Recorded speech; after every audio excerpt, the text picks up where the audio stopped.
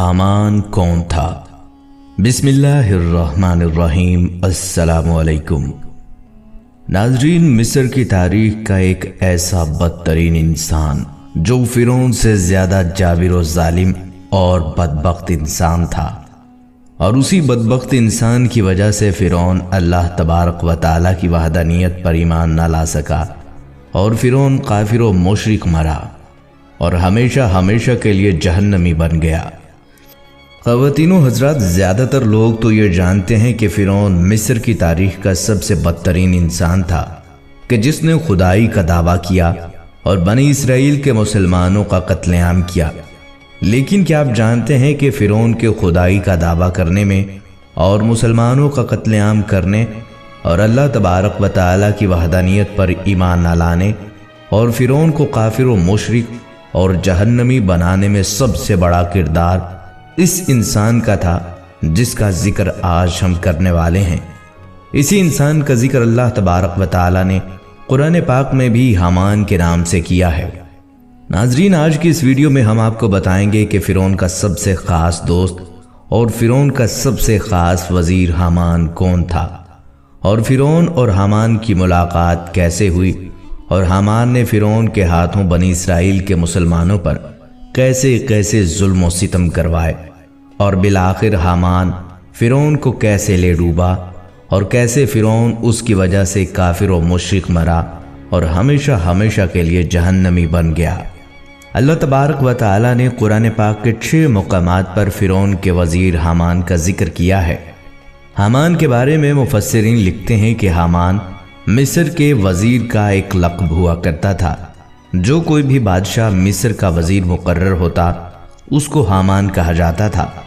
जैसा कि मिस्र के तमाम तर बादशाहों को फ़िरौन कहा जाता था, इसी तरह उन्हीं बादशाहों के वज़ीरों को हामान कहा जाता था। और बाज़ रवायात में आता है कि हामान उस मखसूस शख्स का नाम है जो फ़िरौन मूसा का वज़ीर था और जिसका जिक्र अल्लाह तबारक व तआला ने कुरान पाक में फरमाया है। नाज़रीन, हामान मिस्र में रहने वाला एक आम बाशिंदा था। फ़िरौन और हामान की पहली मुलाकात उस वक्त हुई जब फ़िरौन मजदूरी की तलाश में मिस्र की तरफ निकला, तो एक मकाम पर फ़िरौन और हामान की मुलाकात होती है और ये मुलाकात देखते ही देखते दोस्ती में बदल जाती है, और इस तरह ये दोनों बदबख्त एक दूसरे के दोस्त बन जाते हैं। नाज़रीन, फ़िरौन को फ़िरौन इसलिए कहते हैं कि वो मिस्र का बादशाह था और मिस्र के तमाम तर फरमारवाओं को फ़िरौन ही कहा जाता था। और दूसरी इसकी ये भी वजह बयान की गई है कि उस मलाउन ने दावा खुदाई किया था और लोगों को कहता था कि मुझे सजदा करो, मैं ही तुम्हारा खुदा हूँ, और जो सजदा न करता या इनकार कर देता तो वो मलाउन उसे कत्ल करवा दिया करता। इसी वजह से उसे फ़िरौन भी कहा जाता है, यानी कुब्र तकब्बर से भरा हुआ। उसने जब दावा खुदाई का किया तो उसके बाद अल्लाह ताला ने उसे मसाइब में मुब्तला फरमाया, और जब वो किसी तौर ना माना तो बिलाखिर अल्लाह ने उसे गर्क नील किया। मज़कूर है कि फ़िरौन की पैदाइश बल्ख में हुई, वहाँ से सियाहत के लिए निकला और बीऊ शखना एक शहर है वहाँ तक आया। यहाँ इसकी मुलाकात हामान बेईमान से हुई जो कि उस शहर का एक बाशिंदा था। उसने फ़िरौन से उसके मुतल्लिक पूछा कि तुम कौन हो और कहाँ से आए हो और आगे किधर का इरादा रखते हो।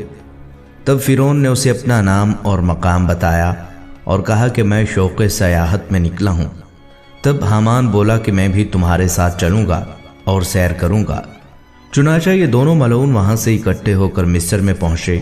तब खरबूजों का मौसम था। चुनाचा भूख की वजह से दोनों एक खेत में पहुँचे और खरबूजों वाले से खाने का सवाल किया। तब खरबूजे वाले यानी खेत के मालिक ने कहा, मैं तुम्हें एक शर्त पर खाने को दूंगा, अगर तुम मेरे खरबूजे शहर ले जाकर बेच आओ तो बदले में तुम्हें खाने को कुछ बतौर उजरत दूंगा। चुनाचा फ़िरौन ने हामान को वहीं छोड़ा और खुद गधों पर खरबूजों से भरे बोरे लाद कर शहर की तरफ चल दिया। जब वो शहर के दरवाजे पर पहुंचा तो दरवाजे पर खड़े पहरेदारों ने रोक लिया और पूछा, इन बोरों में क्या है? फ़िरौन ने कहा, खरबूजे हैं।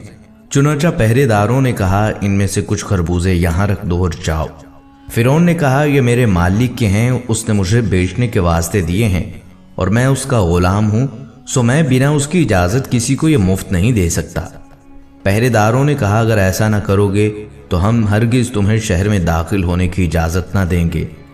لہٰذا جب فرعون نے کوئی دوسری راہ نہ پائی تو اس نے چند خربوزے پہرے داروں کو بطور رشوت ادا کیے اور شہر میں داخل ہوا۔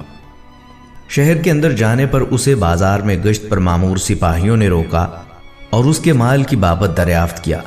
فرعون کے بتانے پر ان لوگوں نے بھی ویسا کیا جیسے دروازے پر مامور پہرے داروں نے کیا۔ پھر جو مال بچا اسے بیچنے کے لیے وہ مناسب جگہ کی تلاش کرنے لگا، لیکن کوئی دکاندار اسے اپنی دکان کے سامنے اپنے مال لگانے کی اجازت نہ دیتا۔ چنانچہ یہاں بھی کچھ خربوزے دیے اور ایک دکان کے آگے اپنا مال بیچنے کو بیٹھ گیا۔ دکانداروں نے اس سے کہا کہ یہاں کے لوگ زرباتی سے بھی پھل سبزی اور ترکاری وغیرہ خریدتے ہیں اور کچھ نقد پیچھے نہیں رکھتے، یعنی اگر کسی کے پاس ایک چیز یا جنس ہے تو وہ اس میں سے جتنی مقدار تمہیں دے گا بدلے میں تم سے اتنی ہی مقدار میں تمہارا مال یا جنس خرید لے گا، اور اس پر کوئی نقدی باقی نہ رہے گی، یعنی اگر تمہارا مال قیمت میں برابر ہو تب بھی اور نہ ہو تب بھی۔ یہی ہمارے شہر کا دستور ہے۔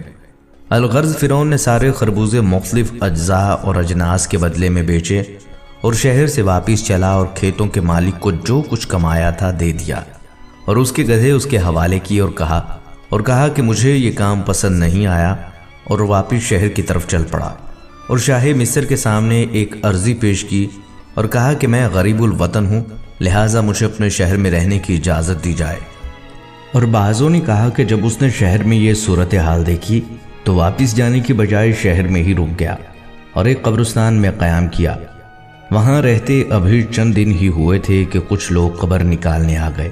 فرعون نے ان سے کہا میں اس گورستان کا داروغہ ہوں، لہٰذا اگر تم یہاں قبر نکالنا چاہتے ہو تو اس کے لیے ایک سونے کا سکہ مجھے دینا ہوگا، تبھی قبر نکالنے کی اجازت دوں گا۔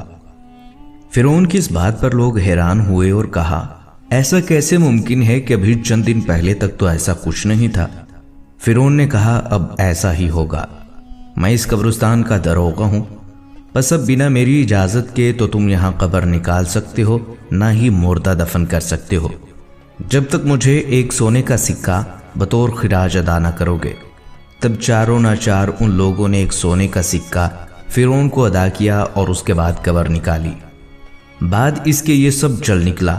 فرعون اسی قبرستان میں رہتا اور ہر آنے والی میت کو دفنانے اور قبر نکالنے کے لیے ایک سکہ سونے کا وصول کرتا، اور بعض نے کہا کہ وہ مرنے والے کی حیثیت کے مطابق رقم وصول کیا کرتا تھا۔ روایت ہے کہ ایک بار شہر کا وزیر مر گیا۔ جب درباری اسے دفنانے کے واسطے لے کر گئے تو فرعون نے پوچھا کون مرا ہے؟ تب ان لوگوں نے بتایا کہ شہر کا وزیر۔ فرعون نے جب ان سے رقم کا مطالبہ کیا تو وہ لوگ بہت حیران ہوئے اور کہا یہ کیسا قانون ہے؟ فرعون نے کہا میں اس قبرستان کا داروغہ ہوں اور ایک عرصے سے یہیں پر ہوں اور یہ خراج میں سب سے وصول کرتا ہوں۔ چنانچہ شہر کے لوگوں نے اس کی اس بات کی تائید کی اور کہا کہ ایسا ہی ہے، یہ تو کافی عرصے سے یہیں پر رہتا ہے اور ہر آنے والی میت کو دفنانے اور قبر نکالنے کے لیے خراج وصولتا ہے۔ الغرض جب درباریوں نے یہ معاملہ دیکھا تو فرعون کو پکڑ کر شاہ مصر کے پاس لے گئے اور ساری تفصیل سے آگاہ کیا۔ تب شاہ مصر نے فرعون سے پوچھا یہ سب کیا معاملہ ہے؟ تمہیں اس کام پر کس نے رکھا ہے؟ تب فرعون نے اول تا آخر اپنی شہر میں آنے اور شہر کے حالات کے بارے میں تفصیل بیان کی، اور بعد اس کے نہایت ادب سے کہا میں نے شہر کے جب یہ حالات دیکھے تو مجھے لگا اس شہر میں کوئی قانون نہیں ہے، جس کے پاس جس قدر اختیار اور طاقت ہے وہ اتنا ہی لوگوں کو لوٹ رہا ہے۔ میں غریب الوطن اور نہایت غریب آدمی تھا، میری قوت بازار میں بیٹھنے کی نہ تھی، اس لیے میں قبرستان میں بیٹھ گیا اور لوگوں سے خراج وصولنے لگا۔ نہ کسی نے میرے اس کام پر کوئی احتجاج کیا اور نہ ہی کوئی شکایت، اور جو حالات شہر کے تھے اس میں لوگ شکایت لے کر جاتے تو کہاں جاتے کہ اس میں بھی شکایت درج کرنے والوں کو بھی انہیں کچھ نہ کچھ دینا پڑتا، اس لیے لوگوں نے کم دے لینا مناسب خیال کیا۔ چنانچہ بادشاہ نے فرعون کی گفتگو سے اسے ایک دانا اور دور اندیش فرد خیال کیا اور اس سے پوچھا کہ تم اس شہر کے حالات کو بہتر بنا سکتے ہو اگر تمہیں اس کا اختیار دیا جائے؟ فرعون نے اس بات کی حامی بھر لی اور کہا اگر ایسا ہو جائے اور مجھے صاحب اختیار بنا دیا جائے تو میں شہر مصر کو ان سارے فتنوں سے صاف کر دوں گا۔ الغرض شاہ مصر نے فرعون کو مرنے والے وزیر کی جگہ پر مامور کیا اور تمام اختیار شہر فرعون کو دے دیے۔ چنانچہ فرعون نے مصر کا وزیر مقرر ہوتے ہی حامان کو اپنے پاس بلوا لیا اور اسے اپنا ساتھی مقرر کیا۔ اس کے بعد جو خراج شاہی سپاہی اور دربان وغیرہ دکانداروں اور عام رعایا سے وصولتے تھے سب بند کیا۔ اس کے بعد اعلان کیا کہ کسی بھی شخص کو کوئی شکایت ہو تو وہ میرے دربار میں حاضر ہو سکتا ہے۔ ہر شخص کی فریاد بلا تفریق سنی جائے گی اور اسے انصاف دیا جائے گا۔ فرعون کے اس فیصلے سے شہر کے دکاندار اور تاجر سب خوش ہوئے کہ ایک اضافی خراج اور رشوت دینے سے ان کی جان چھوٹ گئی۔ اب انہیں اپنے مال پر فائدہ ہوتا نظر آنے لگا، اس لیے لوگوں کے دلوں میں فرعون کے لیے عزت اور احترام اور محبت پیدا ہو گئی۔ تب فرعون نے حامان سے کہا، میں چاہتا ہوں اہل مصر مجھ سے اور بھی زیادہ محبت کریں اور میری عزت لوگوں کی نظر میں اور بڑھ جائے۔ شہر کے لوگ مجھے نعوذ باللہ درجہ خدا کے برابر سمجھیں اور میں دعویٰ خدائی کا کر سکوں اور لوگ مجھے پوجیں۔ تب حامان ملعون نے کہا، ایسا بھی ممکن نہیں، اگر تو ایسا چاہتا ہے تو آہستہ آہستہ خلقت شہر کو اپنے ہاتھ میں لا، تاکہ جب تو دعویٰ خدائی کا کرے تو زیادہ تر لوگ تیری طرفداری کرنے والے ہوں۔ تب فرعون ملعون نے کہا، ایسی کیا تدبیر ہو سکتی ہے کہ شہر کے سب لوگ ابھی تک یوسف بن یعقوب علیہ السلام کے دین پر مستحکم ہیں، میں کس طرح انہیں اس طرف لا سکتا ہوں؟ چنانچہ اس بارے میں مل کر کوئی تدبیر کرنے لگے۔ چنانچہ انہوں نے ایک فیصلہ کیا۔ فرعون شاہ مصر کے پاس گیا اور کہا، میں چاہتا ہوں رعایا پر 1 سال کا ٹیکس جو ان کے مال پر وصول کیا جاتا ہے معاف کر دیا جائے، اور وہ سارا جتنا 1 سال کا بنے گا وہ میں اپنی طرف سے شاہی خزانے میں جمع کروانے کو تیار ہوں۔ بادشاہ فرعون کی حکمت و دانائی اور امور وزارت سے بڑا خوش تھا، لہٰذا اس نے کہا، میں نہیں چاہتا کہ تمہارا نقصان ہو اور میرا نفع ہو، چنانچہ 1 سال کا ٹیکس تمہاری طرف سے میں رعایا پر معاف کرتا ہوں۔ فرعون نے کہا، نہیں، میں نہیں چاہتا کہ شاہی خزانے میں کوئی کمی ہو، لہٰذا اس 1 سال کا ٹیکس رعایا کی طرف سے میں شاہی خزانے میں جمع کروا دوں گا۔ پس بادشاہ کم عقل اور نافہم تھا، فرعون کی خاطر 1 سال کا خزانہ رعیتوں سے نہ لیا اور کہا کہ جو تمہارے دل میں چاہے ویسا کرو۔ تب فرعون نے دیوان اور خزانچیوں کو بلوا کر پوچھا کہ مصر کا خزانہ 1 سال میں رعیتوں سے کتنا وصولتا ہے؟ انہوں نے بتایا کہ اتنا ہوتا ہے۔ فرعون نے اتنا روپیہ حامان کے ہاتھ شاہی خزانے میں اپنی طرف سے جمع کروا دیا۔ اس کے بعد سارے شہر میں منادی کرا دی گئی کہ اس سال کا ٹیکس رعیتوں پر ہماری طرف سے معاف کیا گیا ہے اور ہم نے اپنی طرف سے اتنا خزانہ بادشاہ کی سرکار میں شاہی خزانے کے طور پر جمع کروا دیا ہے، اور اس کے علاوہ 2 برس کا مزید خزانہ یعنی ٹیکس معاف کرنے کی اپیل بھی سرکار عالی میں پیش کی ہے، سو وہ بھی قبول ہوئی۔ یعنی اب 3 برس تک رعیتوں سے کسی قسم کا کوئی ٹیکس وصول نہ کیا جائے گا۔ پس جب یہ منادی سنی تو تمام رعایا مصر کی بہت خوش ہوئی، اور غریب غربا جتنے تھے سبھی نے فرعون کی ترقی اور خوشحالی کے واسطے دعا مانگی اور خدا کا شکر بجا لائے، اور اس طرح رعیتوں میں فرعون کی نیکی اور فراغ دلی کے چرچے ہونے لگے، اور رعایا کی نظر میں اس کی عزت اور قدر و منزلت بڑھی۔ کچھ دنوں کے بعد مصر کا بادشاہ مر گیا تو لوگوں نے فرعون کو مصر کے بادشاہ کی جگہ پر دیکھنا چاہا کہ فرعون تو بہت اچھا اور لوگوں پر رحم کرنے والا بادشاہ ہے، لہٰذا فرعون کو عوام کی فرمائش پر بادشاہ کی کرسی پر بٹھا دیا گیا۔ جیسے ہی فرعون مردود بادشاہ کے تخت پر بیٹھا، اس نے حامان کو اپنا وزیر مقرر کیا، جس کے مشورے سے وہ بادشاہ بنا تھا۔ اب ملک مصر اس کے ہاتھ آ چکا تھا۔ اس نے حامان سے مشورہ کیا کہ ایسا اب کیا کیا جائے کہ لوگ مجھے خدا ماننے لگیں۔ حامان نے کہا، یہ تب تک ممکن نہیں ہے جب تک لوگ دین پر قائم ہیں، اس لیے سب سے پہلے اس ملک کے جتنے بھی عالم لوگ ہیں ان کو گرفتار کرنا ہوگا اور تعلیم حاصل کرنے پر پابندی لگانی ہوگی۔ جب لوگ بالکل جاہل ہو جائیں گے، ان پڑھ ہو جائیں گے، اس کے بعد تم خدائی کا دعویٰ کر دینا، کیونکہ تب تک ان لوگوں سے دین نکل چکا ہوگا، عالم فاضل لوگ مر چکے ہوں گے، تب یہ لوگ تمہاری بات پر یقین کر لیں گے اور تمہیں خدا کا درجہ دے دیں گے۔ لہٰذا ایسا ہی ہوا، تعلیم حاصل کرنے پر پابندی لگا دی گئی، علماء اور فضلاء کو قید کر دیا گیا۔ اس کا نتیجہ یہ ہوا کہ تھوڑی ہی مدت میں تمام لوگ جاہل بن گئے اور دین مذہب سے کوسوں دور ہو گئے۔ ناظرین، فرعون کے ہر ظلم و ستم اور ہر گناہ کے پیچھے سب سے بڑا کردار حامان کا ہوا کرتا تھا۔ مصر کی تاریخ میں جتنے بھی ظلم ہوئے اور جتنے بھی لوگوں کا قتل عام کیا گیا اور جتنے لوگوں کو بت پرستی کے اندر مبتلا کیا گیا اور جتنے لوگوں کو فرعون کا خدا نہ ماننے کی اور جتنے لوگوں کو فرعون کو خدا نہ ماننے کی وجہ سے قتل کیا گیا، یہ تمام تر مظالم حامان کی مشاورت اور حامان کے حکم پر کیے گئے۔ بظاہر تو مصر کا بادشاہ فرعون تھا، لیکن فرعون جو کوئی بھی کام کرتا وہ اپنے دوست حامان کی مشاورت کے بغیر نہیں کرتا تھا، بلکہ مصر میں ہونے والی ہر برائی کے پیچھے حامان کی شیطانیت چھپی ہوتی تھی۔ ناظرین، روایات میں آتا ہے کہ جب فرعون نے خدائی کا جھوٹا دعویٰ کیا تو اس وقت کچھ لوگ ایسے بھی موجود تھے کہ جن کے سینے ابھی بھی ایمان کے نور سے منور تھے اور جو ابھی بھی اللہ تبارک و تعالیٰ کی وحدانیت پر ایمان رکھتے تھے۔ فرعون کو جب ان لوگوں کا پتہ چلا تو فرعون بہت زیادہ غضبناک ہوا۔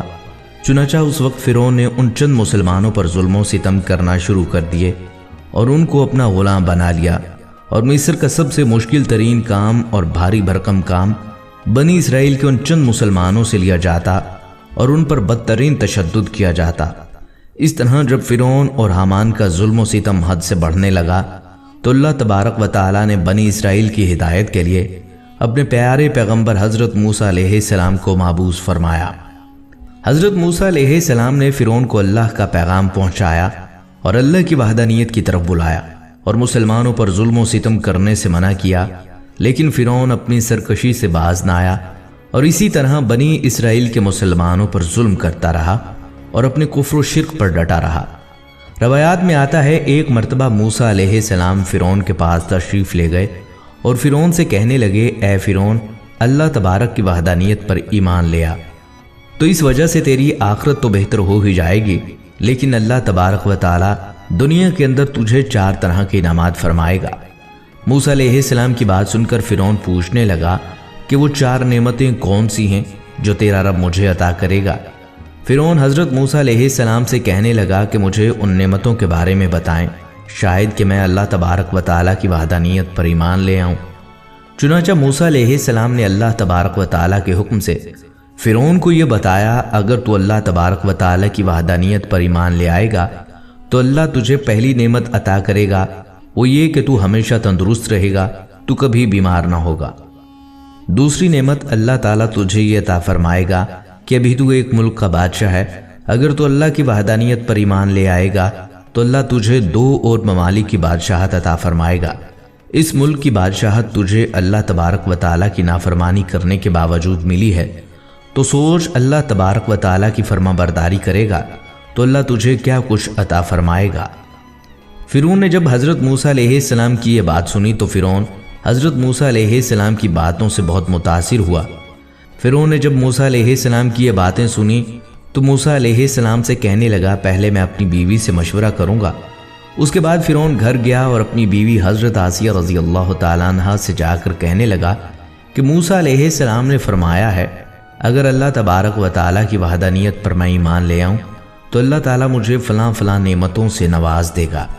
یہ بات حضرت آسیہ نے سنی تو بہت خوش ہوئیں اور فرعون سے کہنے لگی کہ اے فرعون، اللہ کی ان نعمتوں پر تو اپنی جان کو قربان کر دے اور اللہ کی وحدانیت پر ایمان لیا۔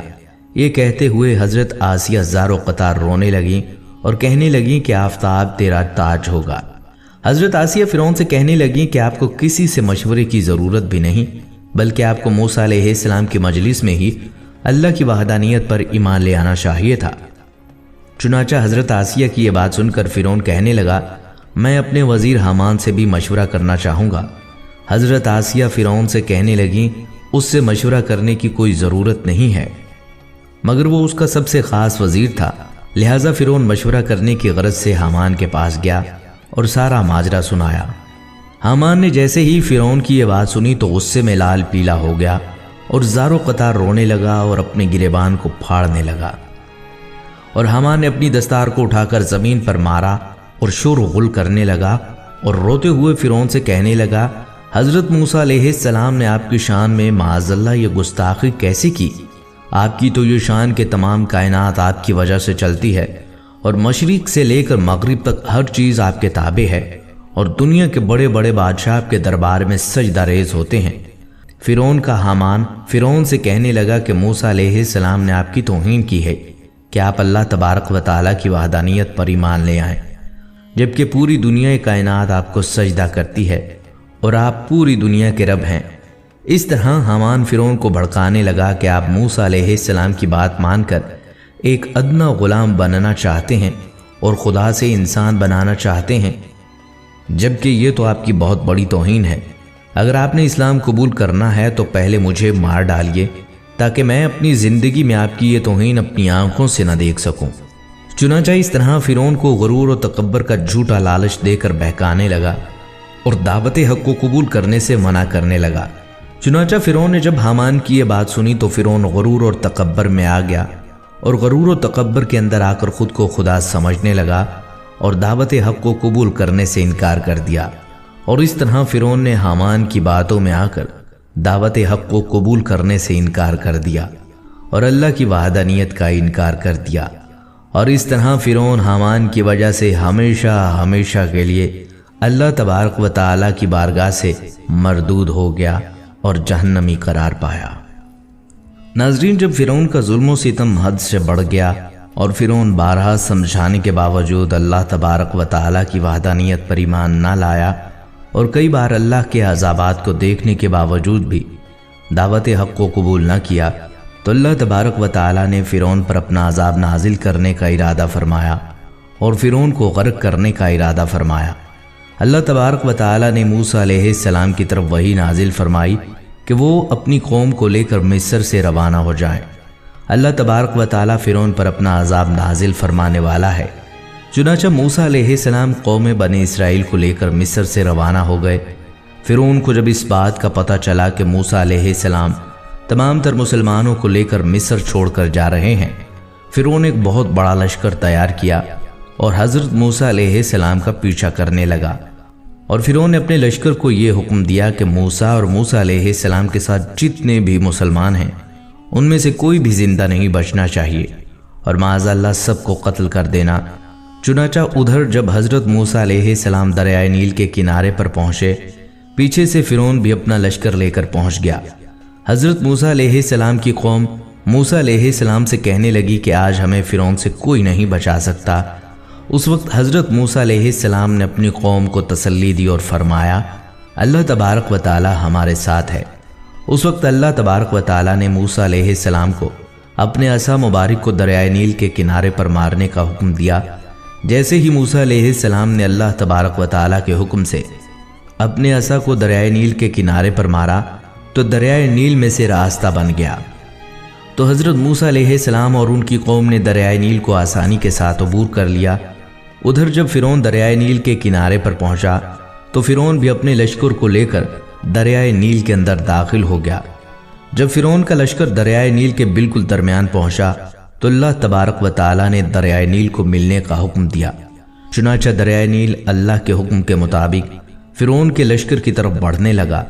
فرعون نے جب یہ منظر دیکھا اور اپنی آنکھوں کے سامنے اپنی موت کو آتے ہوئے دیکھا تو بلند آواز سے چلایا اور کہنے لگا، میں حضرت موسیٰ علیہ السلام کے خدا پر ایمان لایا، اور میں اس خدا پر ایمان لایا جس خدا پر قوم بنی اسرائیل ایمان لے کر آئی۔